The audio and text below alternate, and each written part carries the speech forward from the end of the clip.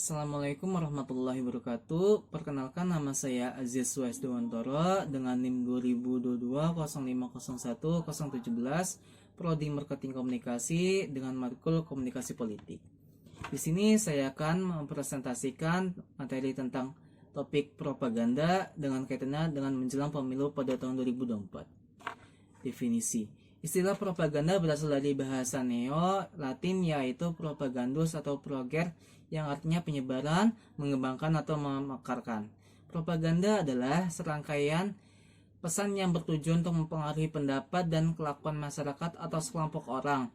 Propaganda tidak menyampaikan informasi secara objektif, tetapi memberikan informasi yang dirancang untuk mempengaruhi pihak yang mendengar atau melihatnya. Tujuan. Menurut Leeward pada tahun 2011, tujuan propaganda adalah sebagai berikut. Yang pertama itu mempengaruhi opini publik. Propaganda tidak saja sekedar bertujuan untuk mengkomunikasikan fakta-fakta kepada publik, tapi juga fakta-fakta yang mempengaruhi opini publik terhadap suatu isu tertentu. Perubahan pendapat umum itu bisa positif, bisa juga negatif. Yang kedua itu memanipulasi emosi.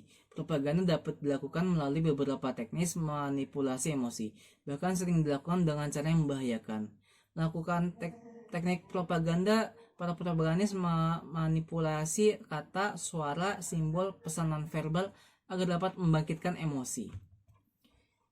Selanjutnya itu jenis-jenis. Propaganda politik dapat dibagi menjadi beberapa jenis, antara lain propaganda putih adalah propaganda yang bersifat terbuka dan jujur.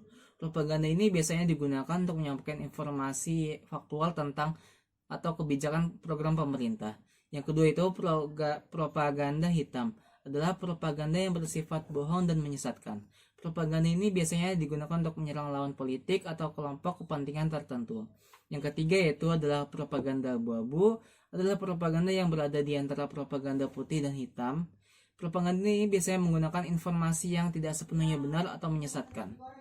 Selanjutnya itu teknik.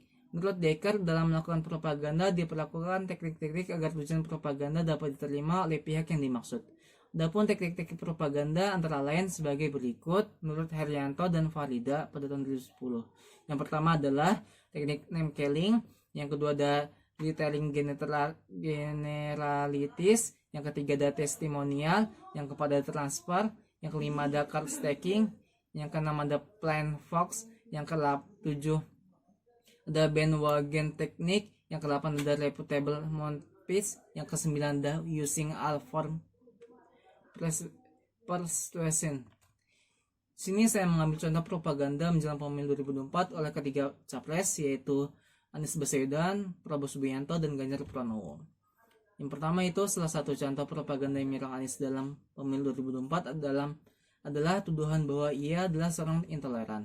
Tuduhan ini bermula dari berbagai peristiwa yang terjadi selama Anies menjabat sebagai Gubernur DKI Jakarta, seperti kasus penutupan rumah ibadah, kasus pembakaran bendera tauhid, dan kasus penolakan pembangunan rumah ibadah. Tuduhan tersebut dapat dikategorikan sebagai propaganda karena memenuhi beberapa kriteria propaganda, yaitu memiliki pesan yang jelas dan sederhana, yaitu bahwa Anies adalah seorang intoleran. Yang kedua, memiliki target sasaran yang jelas, yaitu masyarakat yang akan memilih presiden pada tahun 2024. Yang ketiga, menggunakan bahasa yang emosional proaktif, yaitu dengan menggunakan kata-kata seperti intoleran dan tidak menghargai perbedaan. Yang keempat, menggunakan media yang efektif untuk menyebarkan pesan, yaitu media sosial dan media massa. Selanjutnya yaitu salah satu contoh propaganda yang menyerang Prabowo dalam pemilu 2004 adalah tuduhan bahwa program food estate adalah program yang gagal, tidak bermanfaat bagi masyarakat. Tuduhan ini bermula dari berbagai permasalahan yang terjadi dalam program food estate, seperti alih fungsi lahan, kerusakan lingkungan, dan konflik sosial. Dengan peran Prabowo Subianto sebagai Menteri Pertahanan yang bertanggung jawab atas program food estate.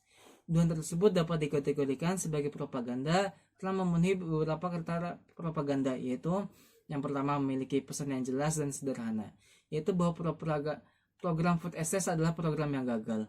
Yang kedua yaitu memiliki target yang jelas, yaitu masyarakat Indonesia yang akan memilih presiden pada tahun 2024. Yang ketiga, menggunakan bahasa yang emosional dan proaktif, yaitu dengan menggunakan kata-kata seperti gagal dan tidak bermanfaat. Yang keempat, menggunakan media yang efektif untuk menyebarkan pesan, yaitu media sosial dan media massa.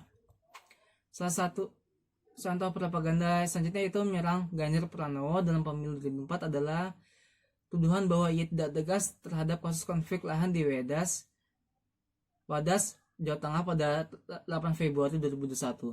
Penyerbuan aparat kepolisian dilakukan untuk mengamankan lahan yang akan digunakan untuk pembangunan bendungan Bener.